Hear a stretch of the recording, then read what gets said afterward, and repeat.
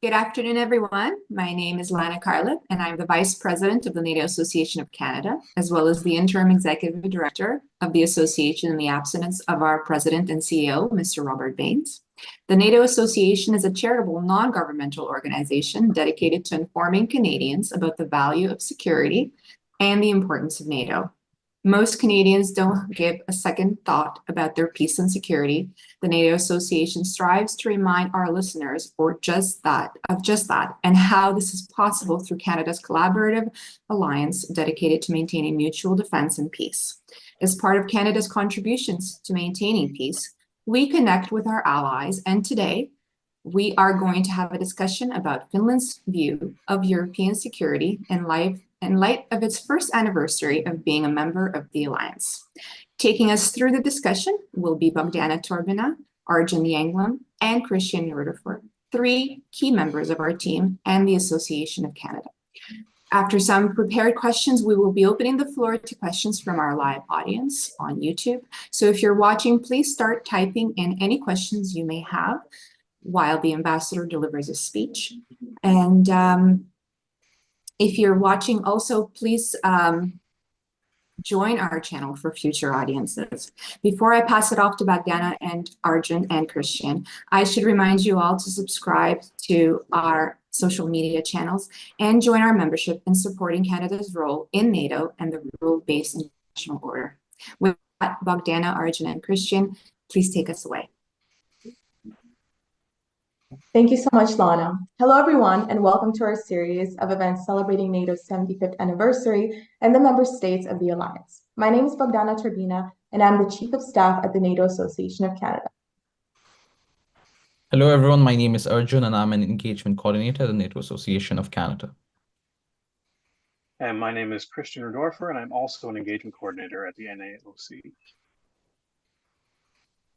We are honored today to be joined by His Excellency Jari Vilén, the Ambassador of Finland to Canada. Ambassador, thank you so much for joining us today. Now, before we get into the Ambassador's opening remarks, I would like to briefly go over his bio for our audience. Prior to his posting to Canada, Mr. Vilén served as the Ambassador of Finland to the Barents and Northern Dimension. This posting included serving as the Chairman in Finnish Barents Euro-Arctic Council presidency. In these capacities, he was focusing on a wide range of Arctic and Barents issues and regional cooperation formats. Mr. Vilén has previously served as an ambassador of Finland in Hungary and Poland.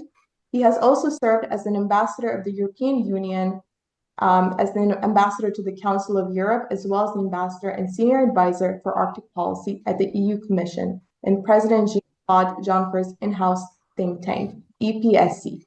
In addition to Mr. Vilén's experience in posting abroad, he has also served as the Minister for Foreign Trade, Minister for European Affairs, and a member of the Parliament of Finland, where he served as Chairman of the Grand Committee and member of Foreign Affairs Committee. Mr. Vilén holds a Master of Education degree from the University of Oulu. He has also studied EU politics at Trinity College in Dublin, Ireland. Ambassador, we invite you to begin with some opening remarks before we begin the questions. Thank you much. Thank you for the kind invitation and possibility to talk to you all. And actually, it's a great pleasure that I'm talking to you at the moment from Finland, from Lapland, the constituency that I actually also represented in the Finnish Parliament for 2 terms. It's a sunny day still. Actually, it is about 9 o'clock in the evening, but sun is still shining here in the north.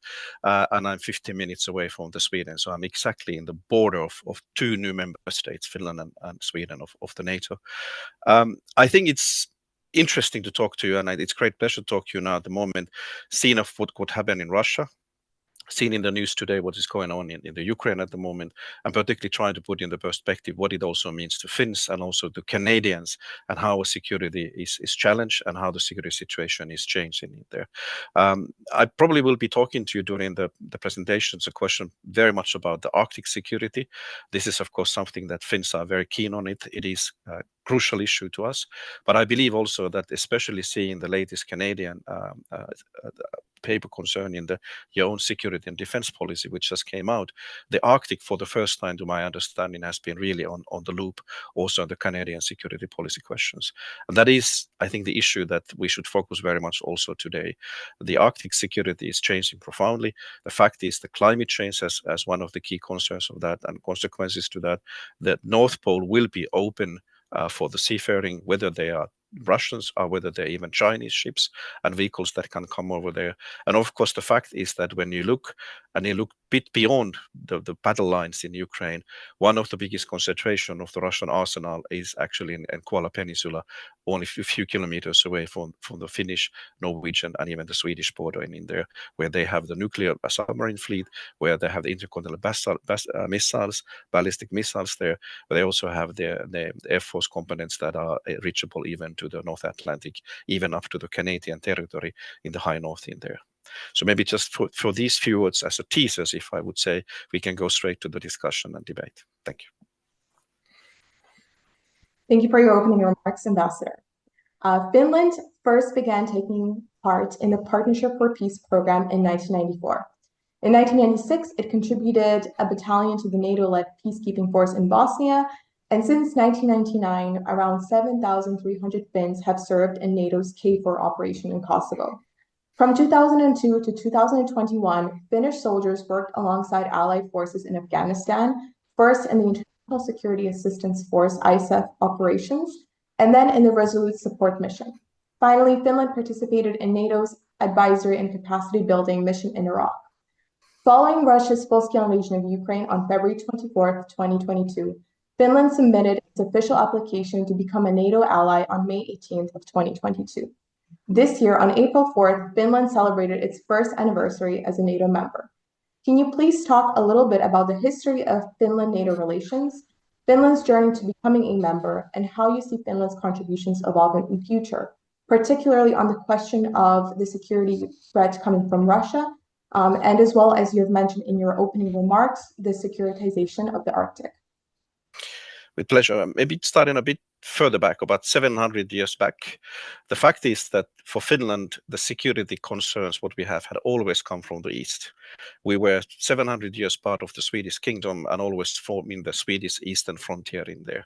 Whatever Finland has done, it's always been about the question, what kind of threat and what kind of threat conception comes from the Russia, whether it's called the Novgorod, whether it's called Russian Empire, whether it has been Soviet Union or the current Russia, what we have. I think in the 700 years, we've been having 44 wars against Russia. We've never been really in war by anybody else except on Russia.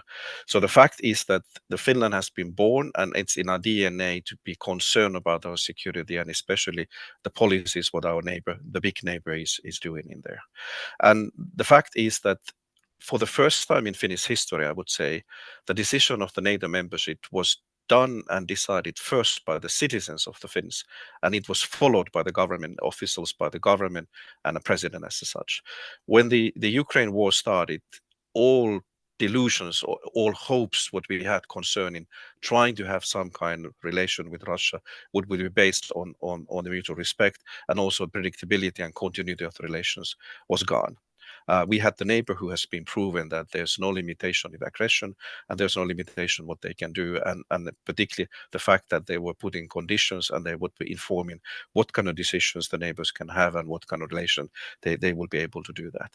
So in 72 hours after the war started in Ukraine, after the Russian invasion aggression there, in 72 hours Finnish citizens had decided to join the NATO.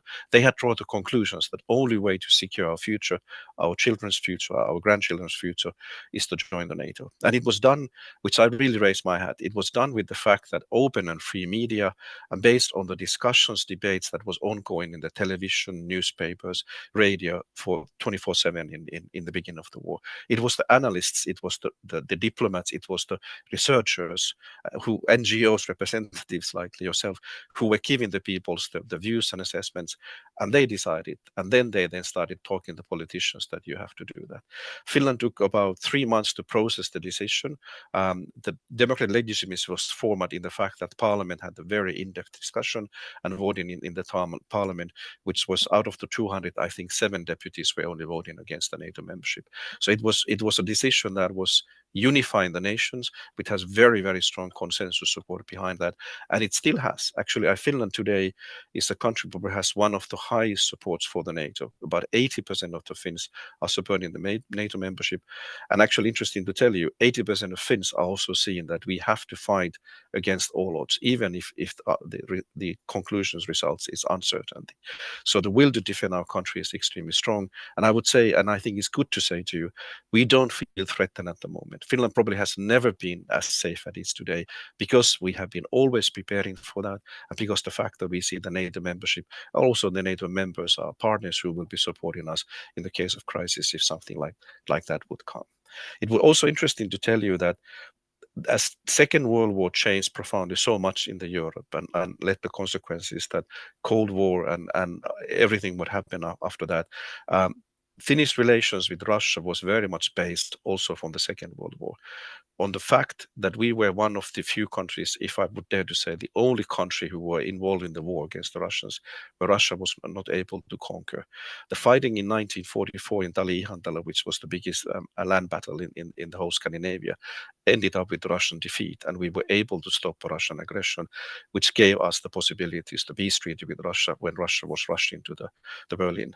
And you could see that what happened with the Baltic states and what happened in Eastern European countries following that. President Mauno Koivisto was asked, he was actually serving himself as a soldier in the front line in the Second World War, and later he became a doctor and a president of Finland. And he was asked by Russian journalists in 1990s already that what is the Finnish idea? And he said, to survive. And I think if I would say still one word, what is the Finnish idea even today? It is to survive. And to be able to survive, now our citizens, our leadership has decided to survive means also the NATO membership and all the commitments, obligation, what comes with that. And that's how we're trying to survive in the future. We are already committed our first troops to the NATO missions, and peacetime we have our jet fighters are actually moving this year to Romania to participate in the operation in the Black Sea. Our minesweeper is already part of the NATO fleet in the Baltic Sea. We have not committed any land troops, which I think you fully understand. With 1,343 kilometers border with Russia, I think our land troops should be in Finland mostly. But we are also committing the support in any other way we can. Finland is giving 14 packages to Ukraine, over €1 billion of money in that respect. So that tells about the commitment what we have in that respect. It's ongoing in there. So to tell about the Finnish relations with NATO, it's based on pragmatism, it's based on our ideology of to survive, but it's also based on the fact that when we are committing ourselves, we are committing ourselves fully. And currently, there's a debate ongoing in Finland that what kind of NATO membership we should be, what kind of NATO we could be in the future. And that discussion is done with our partners, including our partners in Canada too. And I think one of the issues, which is easy to say, will be our Arctic competencies that we have. But Finland is also a very high-tech country, so I believe we have also competencies to give in artificial intelligence, even quantum technologies that are available in there. But also I would say issues which is important as a question of climate. And issues that we are discussing at the moment, and we're trying to find our role to play in the NATO in the future. That's really great to hear, Ambassador. So Finland is known for its Finlandization approach to neutrality post World War II. So what do you think were the major motivations that contributed to the evolution of this long-standing position to the recent accession of Finland to the NATO alliance? Thank you for you asked for this Finlandization. You know, that has been a dirty word in the politics and diplomacy, that it's been seen something that you are giving concession to the Soviet Union in the Cold War time, and you were forced to make certain compromises. I think if you look with the perspective of the issue, this Finlandization, as you call it, was a pragmatism in the time when we alone, we were not part of the military alliances, we didn't have any specific security guarantees as we have today as a NATO membership. And when we're living with the next door of Soviet Union, aggressive Soviet Union who were involved in operations, Cold War operation all over the world. So it was seen as a pragmatic tool for the small nation to find its space and survive in there. During that time, Finland was also able to join all those international structures that we were important to us, whether it concerns about the Council of Europe, whether it concerns about European Economic Area at that time. And you should not forget that during the Finlandizations, we were able to have the OAC Treaty, Helsinki Treaty 1975, which laid the foundations, I would say, foundation of the national movements, the civil societies in that time communist countries, and created the base for the liberation that they get in 1990s. So Finlandization was a pragmatic tool of the time. I don't know, and maybe we should not go today on the discussion, but some persons, for example, the USA has been talking this as a solution also for the Ukraine in the future. But this is a decision that Finland made out of the necessity, and it is something that every country should have their own decision based on their own assessments and policies. So I wouldn't say that what we have chosen is something that you can just adapt to in some other countries. All the countries have to look their own solutions to secure their future, their security and well-being of their citizens. Thank you for that, Ambassador. Finland has a very unique comprehensive security where authorities, businesses, NGOs, and citizens are jointly responsible for safeguarding society's vital functions to ensure national security. Can you please talk a little bit about this model, its roots of origin, and the lessons from it that can be applied to strengthen collective security among NATO member states? With pleasure. Actually, this policy is founded from our history from the Second World War. And I have to say that, as I said in the beginning, Finland has always been preparing for the possible aggression from the East. That has been ongoing. Even the time in 1990s when we believed that Cold War is over and this kind of aggression is never possible, and there were countries next door neighbors to us in the Europe who basically was disbanding the armed forces, that some countries lost completely the armored forces, some countries lost their artillery pieces, etc. We never did that. Actually, the time when the German and Netherlands armies was descaling themselves, we were purchasing their weapons to our stockpiles, which we have even today. So the Finland has always been prepared for the worst case scenario what we have. And actually, interesting to tell you that today the concept that you also mentioned is something that we are actively trying to increase, raise awareness also in the NATO and also in the European Union. As you probably are well aware, the European Union is having elections in June, and there will be a new parliament, a new commission. And one of the main topics that our Prime Minister, Mr. Petteri Orpo, has been raising with the Commission President von der Leyen is that the European Union should also accept and adapt policy called preparedness union, when the European Union as a union is trying to build this kind of resilience that Finland has had for such a long time. And this resilience has been built throughout the decades and on structures that we've been having the dialogue with civil societies, business peoples and communities that you said. And maybe just giving you one example on that, the defense forces, I think, have over 1,000 this kind of contracts with the private entrepreneurs and companies. And for example, we have a clothing company which are making currently clothes. But according to these agreements, we have a deadline. For example, in 72 hours, they have to transfer their organization to building ballistic vests for our military forces. And we have 1,000 these kind of agreements that when the companies who are producing equipment and material for the civil life can be transformed and will be transformed and obligated to transform, then the support in our war economy if you need to do that. Same thing also, we have this is a country of 5.5 million people, which has 600,000 forest owners, including myself, 600,000 forest owners. And the government can make a deal with us that this land, which is, let's say, it's next to the bridge in the Eastern Front, that forest can be taken over by armed forces for building the fortification, etc., etc. So this truly goes throughout the whole society, what we have in there.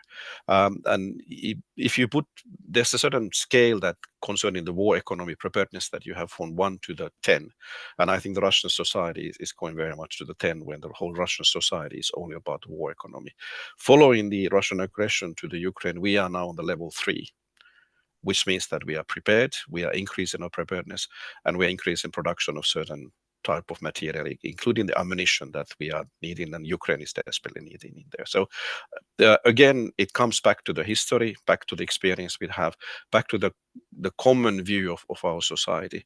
The will to defend the Finnish society is very deeply enrooted in our history and in our DNA, I would even say that. So it has been fairly easy to make these kind of arrangements and agreements.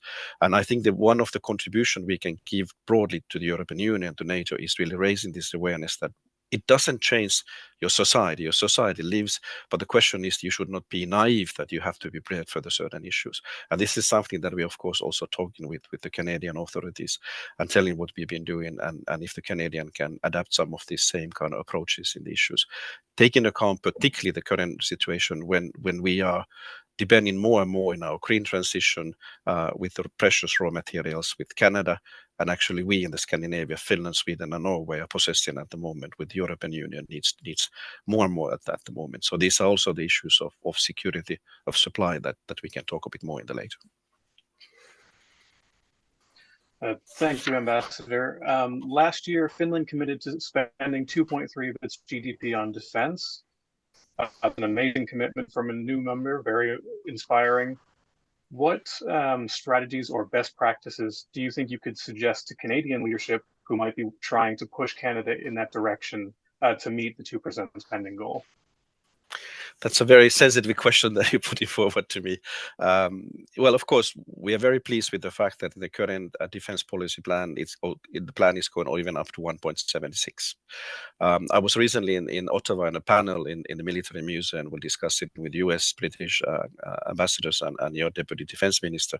What does it mean and what is the Canadian contribution? And I think I can quote the US ambassador saying, it's not just about the percentage, it's also about the quality and quantity, what you can bring, what the numbers and figures you have. As you know, in the Europe, very recently, Germany was the recent country who also decided to increase to 2%. But it will take a long time also for the Germany to be able to make the decisions, make the commitments, and actually make the purchases that is needed to be done there. So I think what is important is to have the will. And there is a political decision among the member states that we are committed ourselves for the 2%. I think it's not a secret to tell you that I would be surprised if in Washington in this summer the discussion would be going beyond the 2%. And this is also something what the Canadian government has promised to aim for. It is a joint commitment. And of course, we anticipate the Canadian government eventually put forward the suggestion that will come up to that 2%, and at least giving the path that you're getting in there.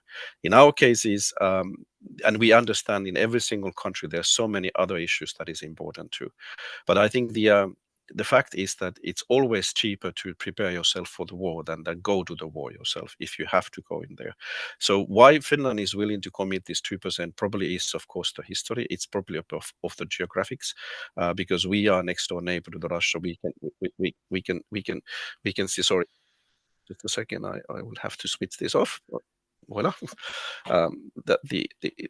Just a second.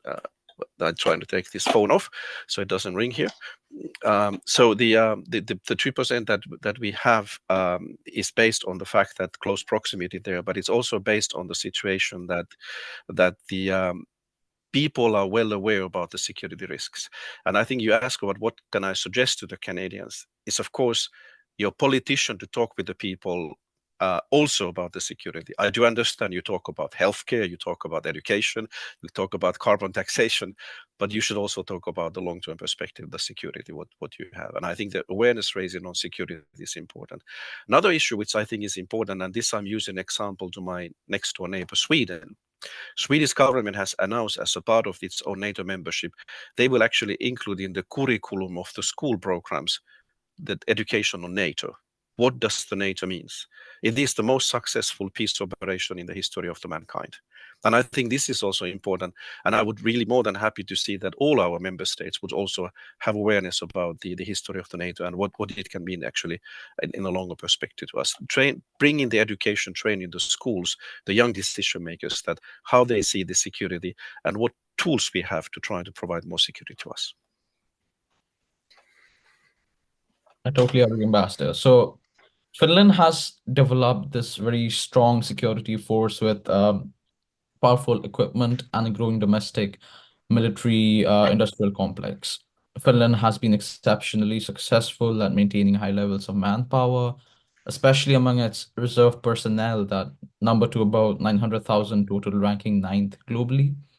So what do you think, like what cultural themes, values, and ideals have contributed to the significance of security within the Finnish national identity? Again, it's I'm sorry to repeat myself, but it is a history that we have. Actually, these 280,000 men which are deployable in a couple of weeks' time as a reservist, what we have, I would say, but somebody might argue against me, but it's also come from the history. When the Winter War, the famous Winter War, started in 1939 against the Soviet Union, we had 300,000 men in arms. So it's some kind of psychological barrier that this is the minimum war forces that we need to have in all circumstances, and which we can equip them with the best material that you can find in the world and what we can provide. But as you said, we actually have 900,000 men and few thousands of women also deployable in a certain time frame of our societies. We sincerely hope that we never ever have to do that one, but we have always been prepared for the fact, and the numbers are there, which probably will be adjusted and assessment also based on the experience that what you have from the Ukraine frontline at the moment. I think the Ukraine war has opened our eyes in so many ways, concerning, of course, about the threat from the from Russia, and what kind of unpredictedness that you can have from that side, but also about that the modern war is also the war of attrition and war of manpower, which we see today. So I think there will be also consequences in many other countries concerning that. Maybe even in Canada. I have heard that from Prime Minister's comments, for example, the fact that also getting to the 2%, what was mentioned in here, would also depend on the fact if there would be more personnel in the Canadian Armed Forces, which currently is missing out of the 72,000 that you should have, is missing 16,000 men at the moment, which is a huge number of the soldiers missing from there. We actually have, maybe it's also part of the current circumstances, we've been having the highest number in history, the applicants for our border forces, our rangers, also application for the armed forces and officer training, etc., etc. So it tells about the close proximity of the threat that we see in there. And I think that is, as I said, the biggest difference, that you've been surrounded by the oceans and glaciers and a very, very big neighbor. So of course the perception for the people is different. But I think when the glaciers are melting and the world is changing, also the awareness is raising in that respect. And interesting to say to you that there's generally never ever been discussion about abandoning the policies we have when we're trying to aim for the fact that whole male population will be going to armed forces. In practice, it's about 70 to 80% of the male will be going there, and then we have few thousand volunteer women which are going also in armed forces. It's interesting to see whether in the future discussion will be also something that it will be both genders which we do in the armed forces services, which discussion is actually ongoing at the moment in our neighbors in Norway, Sweden, and also in Denmark, particularly in the Norway at the moment. Thank you, Mr. Ambassador. You've spoken a lot about what Finland kind of brings to the security table. What type of short-term support would Finland like to see from NATO? For example, Canada has an enhanced forward presence in Latvia, Operation Reassurance. Is that something Finland would like to see, or are they comfortable with just the deterrent of Article 5 as it is now? The Article 5, of course, is a crucial element to our security.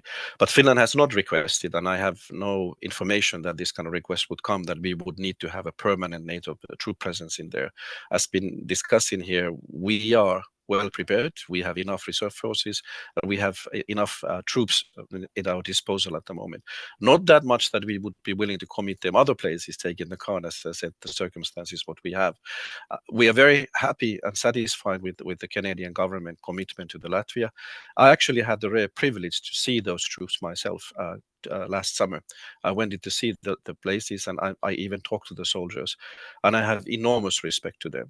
Some of them are, I think, even third deployment, where they're staying away from their homes and going back and forth to securing the eastern border and NATO and the Latvian borders, and they're genuinely committed to their tasks. And I don't think I'd reveal any secrets on this open line, telling that they are in 2 hours preparedness to leave the bases to the front line, going to the front to stop in the Russian aggression.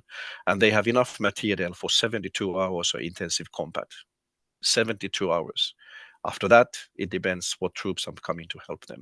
So these men and women who are there, they know their duties and their tasks, and they're ready to do that. So enormous respect to them, what they're doing in there. And I'm happy that Sweden, for example, has already announced that they will be sending another battalion to this Canadian component in there, giving that way their no support for strengthening the services in there. But we are not planning to do that at the moment, according to the information that I have from our political leadership at the moment. What we're looking for the NATO is rotation of the troops and permanent training. It's our interest to secure that as many troops as possible have awareness of the special conditions, circumstances that Finnish nature actually gives. Our nature is rugged, it's forest, it's lakes, and then in the north, it's very, very difficult for any kind of troops there. So the training of the Arctic competencies, where also Canada is an expert in many respects, particularly some of your troops are expert on that.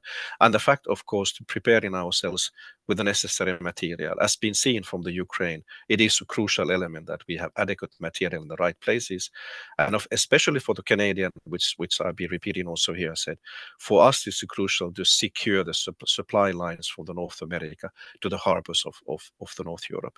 The harbors in Narvik in Norway, harbors in Gothenburg in Sweden, those are absolutely crucial for us in the future, and possibilities to make sure that we can transport the material and troops through Sweden, through Norway, also to us in there. These are absolutely crucial elements. So the questions concerning about the logistical network, and also the questions concerning the material stockpile which we have. Finland, for example, has been starting to put some of our materials in the stockpiles and areas in Sweden and Norway, which tells about the long perspective we have also taken about territorial perspective, what you need to have for the defense policies, what you're doing. So political commitment, support for the supply, particularly from the Canadian side, enough material that our troops will be needing if this kind of crisis comes there, and of course the joint commitment for all the member states. Thank you, Ambassador. The conversation has been largely centered around Finland's view on Europe's security, but I would also like to shift the conversation a little bit to talk about the relationship between Finland and Canada. Finland and Canada maintain a strong bilateral relationship, especially in the sphere of defense. And a few weeks ago, you've actually met with one of Canada's previous ministers of national defense, David Colnett, at a meeting with the Finnish Defense Policy Committee Chair, MP Jukka Kopra, together with MP John McKay and Senator Rebecca Patterson.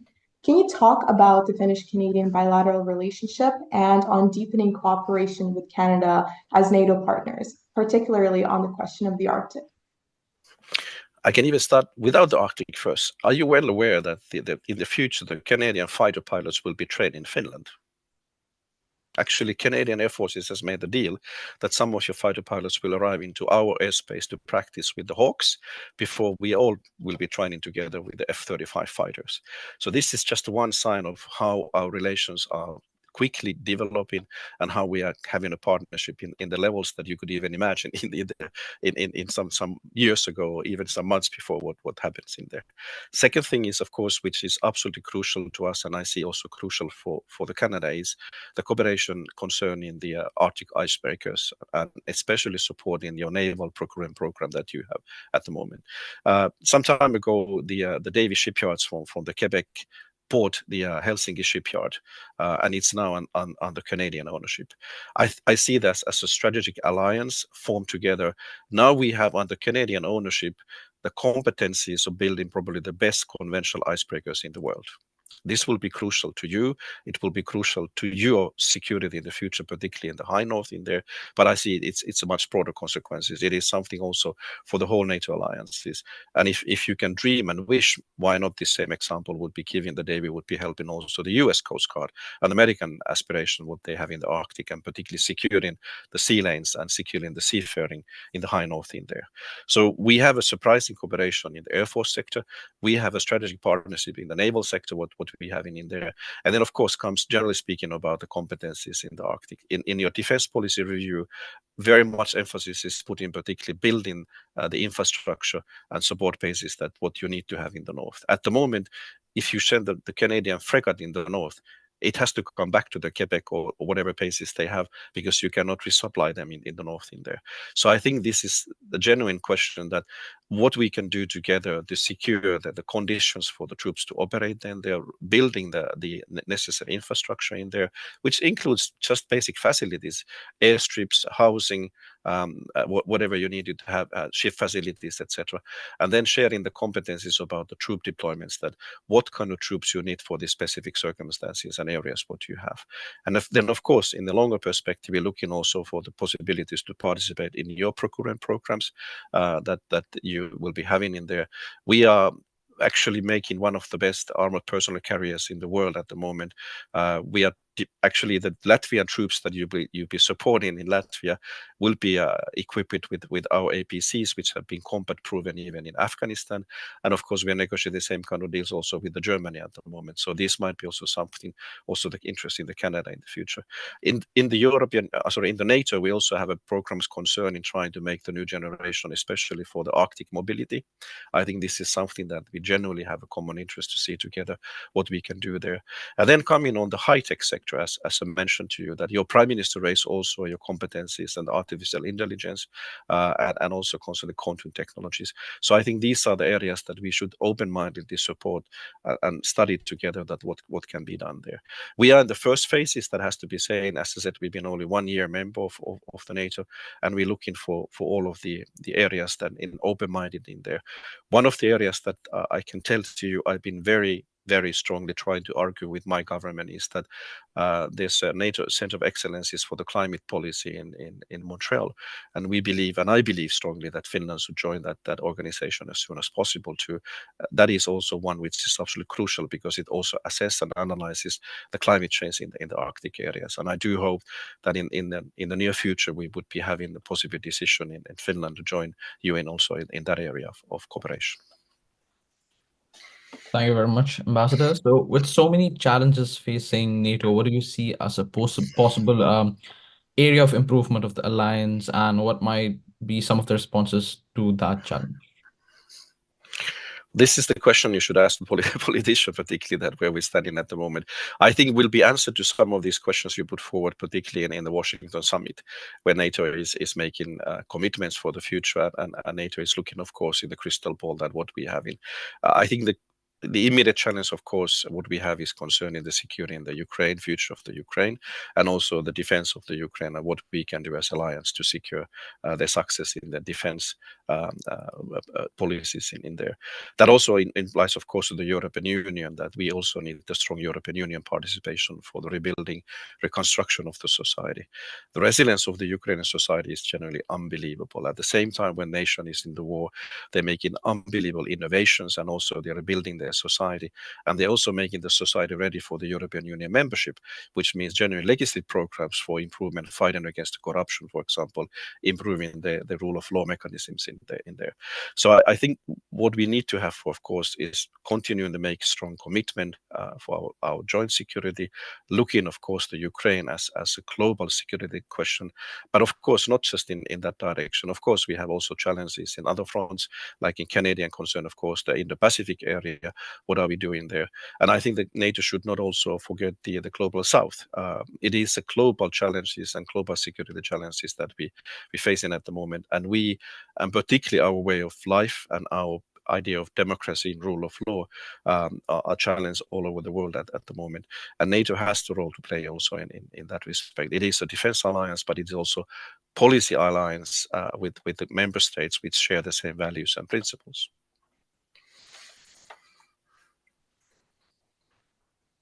Thank you, Ambassador, for your inputs and insights. With that, we'll bring our moderated discussion to a close, and we will begin taking questions from the live and Q&A live audience. So the first question that I see in the live chat is, can you please elaborate on what Finland wants Canada to adopt in terms of preparedness and supply chain issues? The supply chain is absolutely crucial, not to the Finland, but I think in general speaking to the NATO itself, particularly for Norway and Sweden, as I said.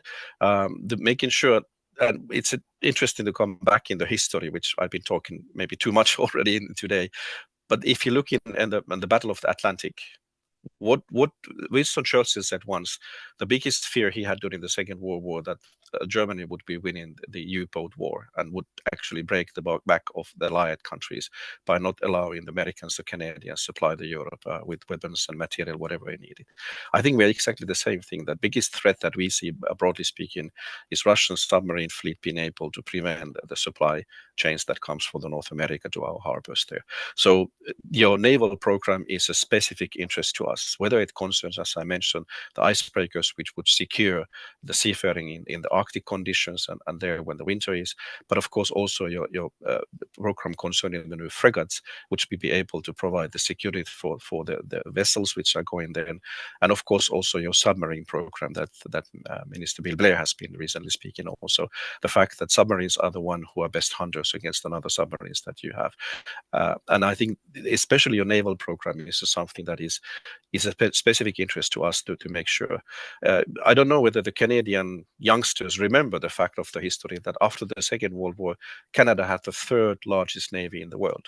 Third largest navy, because of the supplies and because of the fighting against the German submarines and U-boats in that time. In a way, it is the history tradition that we're looking forward to, and also coming back to that area, particularly that is in our interest. Thank you. The next question talks a little bit about migration. As following April 4th, Finland has closed 8 out of the 9 border crossings with Russia, except for a rail crossing with primarily cargo passage, for an indefinite period until further notice. What might be some of Moscow's motivations to orchestrate and organize migration, and how can that be of high risk to Finland, the EU, and the NATO alliance? Russia has been using, and we've been seeing also some other borders, the weaponized immigration as part of its hybrid warfare. Finland's border is very far away. It's very challenging for anybody who wants to come. I think the shortest distance, of course, from St. Petersburg to Finland, you have highways, you have railroads, and those border stations are closed. But then you go further north, and we have even the northernmost border crossings there, which are in the middle of the wilderness, and you have to travel 200 kilometers even to get to the border station in there. But Russia has been able to move and motivate the people to come over the border in certain numbers. And that's why we felt compelled to close these borders, to make sure that this kind of hybrid warfare will not be used against us. I think the worst examples, or the more I would say strong examples, what you have was, of course, in the Belarusian and Polish border. If you remember the time when tens of thousands of migrants were forced to try to get over the border, they're not even allowed to go back in there, and they were stranded in there. So this is an issue that we are doing our best share. Actually, Finnish legislation is constantly being reviewed. We've been able to close the border for the time being at the moment, but at the same time, of course, Finland as a country committed to all the international treaties, we also have to find a balance that what is the way that we can secure also the genuine asylum seekers the possibilities to put forward their cases. And we are looking for the balance at the moment, that how we can secure also the legitimate applications to do that. But we are concerned that Russia has been proven to be using this kind of weaponized immigration in there as a part of its tools. And we have to constantly be alerted and monitor that what happens there. And it's not just our challenge; it is the whole challenge of all the frontline states in there, from Estonia, Latvia, Lithuania to Poland, etc., etc. Therefore, it's also important to mention to you that, thank God, we have also the Frontex, the European Union Border Agency, which is providing support. Some of the Frontex border guards are actually at the moment in the Finnish border, also showing the solidarity and giving the support what we need to have in there. But the main concern, of course, is that you can't guarantee what kind of personnel are coming through these persons who are coming in there, and what their motivations are, and what are the purpose in there.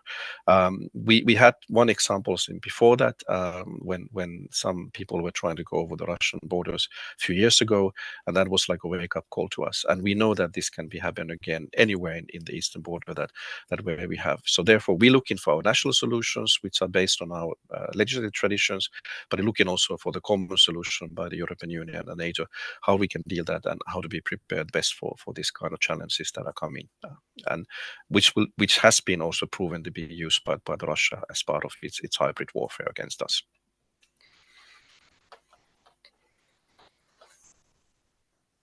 Thank you, Ambassador. The next question is, as the US continues its pivot to Asia, Do you see a role for NATO outside the Atlantic and Mediterranean, for example, in East Asia, perhaps in the maritime domain, protecting sea lines of communication?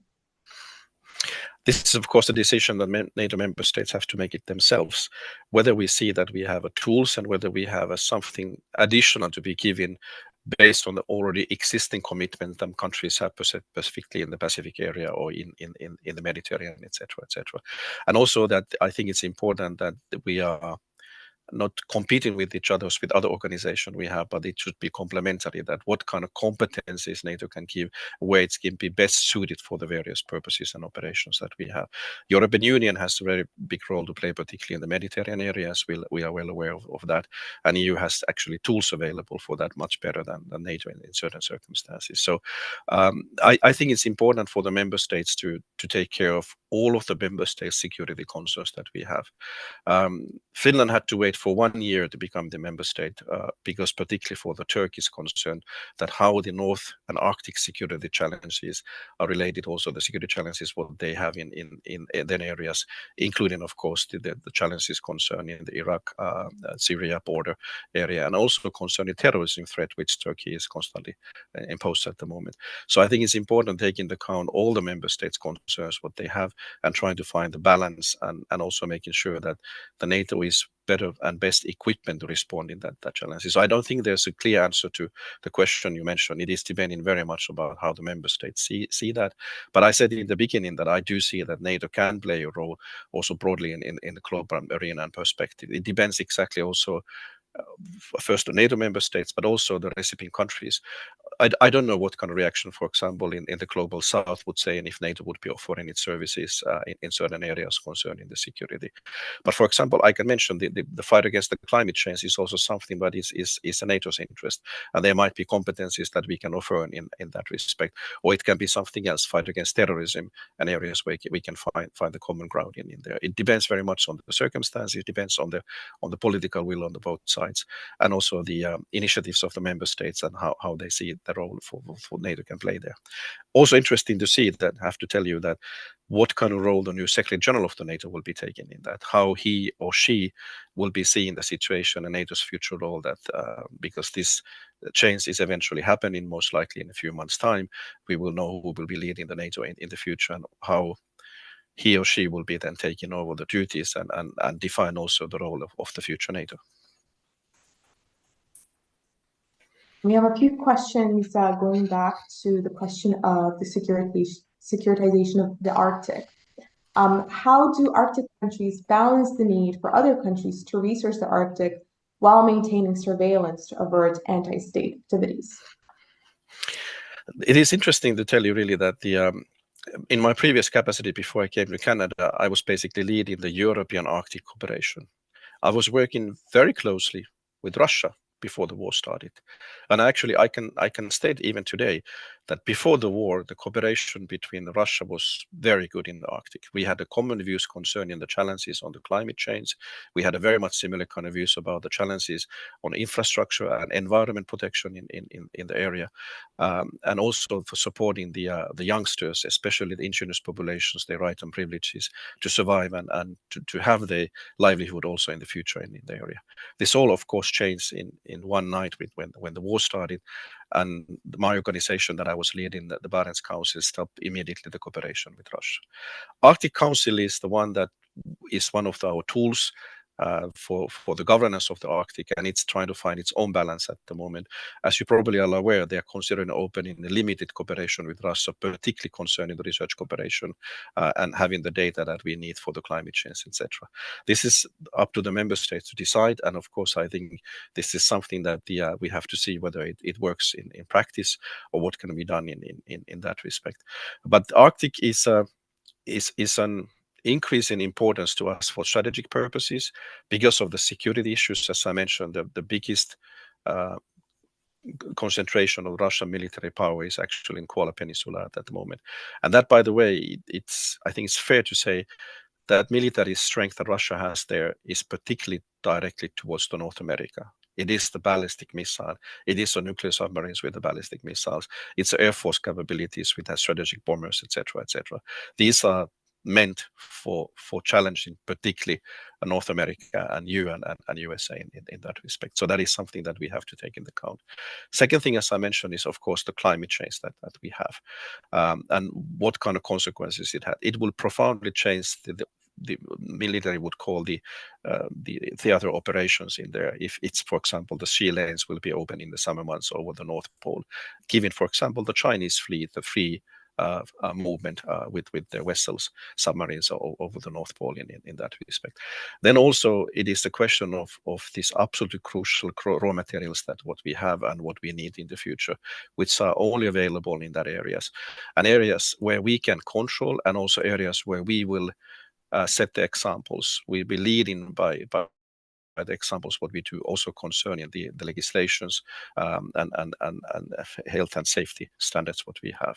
The question is, we do need the material for our electric vehicles also in the future, and whether we can guarantee that they are exploited in the manner that is the safest and most environment in the world what we can do with our current technology at the moment. And then I would not forget the question concerning indigenous populations. Their right and privileges to live and work and have their livelihood in that area too. That I've been working all my professional life with the Sami population of Finland. I was representing them also in the Finnish Parliament when I was in the member of the Parliament. So we have to be very, very clear with the dialogue and discussions. In Canada, you're doing enormous work concerning the reconciliation process in there. Something that I've been trying to preach and tell also in Finland, which is very difficult to understand how profoundly it is part of the Canadian DNA and your current policy agenda in there. We only have 6,000 Sami population in Finland, so it's a very, very small minority. But we also try to make our sure to make sure that we are taking care of the old rights and privileges as should be done. So we have this kind of balance that where you have strategic interest, military-wise, you have interest concerning the security of supply of the raw materials, and then you have a climate policy issues, and you have also the questions concerning the indigenous population. Norway Prime Minister has said that you have basically different kind of palettes. You have in your palette different colors, which you have to try to find a balance in there. Norway is still exploiting gas and oil from the bottom of the oceans there. They're still looking for that. At the same time, they are looking very much for the change in the green transition and trying to find the best possible ways for the environment protection. Also currently moving to the wind and solar energies and also hydrogen captures, etc., etc. So I think the challenge is how to balance and how to find the delicate balance that we have to take in all of these elements in the account. And I don't envy the politicians who are trying to find the right solution for that in the crossfires and pressures that you have there. I think it starts with the awareness raising, as you mentioned, awareness that these are elements that we have to in the count, and then trying to find the right balance, what you can do in that. And the Canadian example for the constant dialogue and consultation, I think, is a very good one. You can never underestimate the fact that how much you have to have and reserve the time for the discussions and debate for looking for the solution that is acceptable to the most of us in all circumstances. Thank you, Ambassador. Looks like that is all that we have time for now. We would like to convey our sincerest thank you for agreeing to have this conversation and for your thoughtful responses. I will now pass it on to our Vice President, Lana Karlip, for some closing remarks.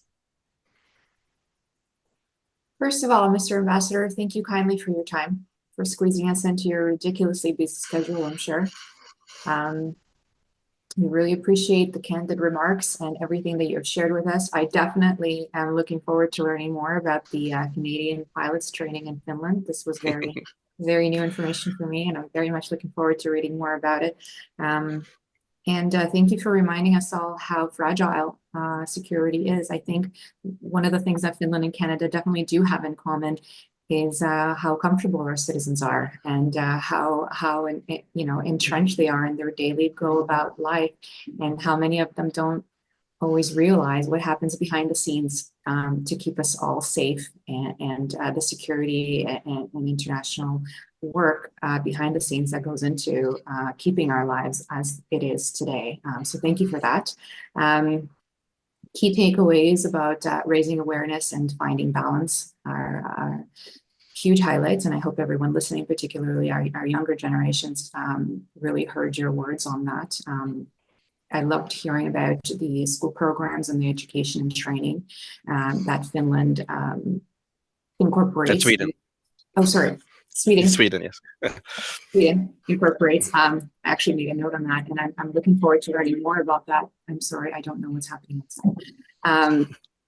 And because one of the mandates for the NATO Association of Canada is definitely highlighting the educational components that go into the daily life of NATO countries and our own. So thank you for that. Thank you everyone involved. Thank you to our audience. Definitely a big thank you to Bogdana, Arjun, and Christian for putting this talk together and taking us through it.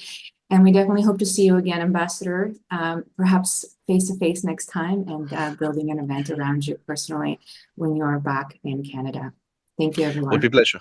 Thank you very much for everybody for the invitation. I really enjoyed that one, and I hope to really see you again and continue the discussion in there. If I would have a chance, I would actually tune the camera to showing you that sun is shining, but we still have snow and ice in here. So summer is not yet in here. That we still have a pitches of ice in the front yard of here too. So thank you very much. Have a nice evening to you there. But it's coming eventually there. I'll continue my duties here in Finland, and looking forward to see you in the future. Thank you, Mr. Ambassador. Thank you. Bye-bye.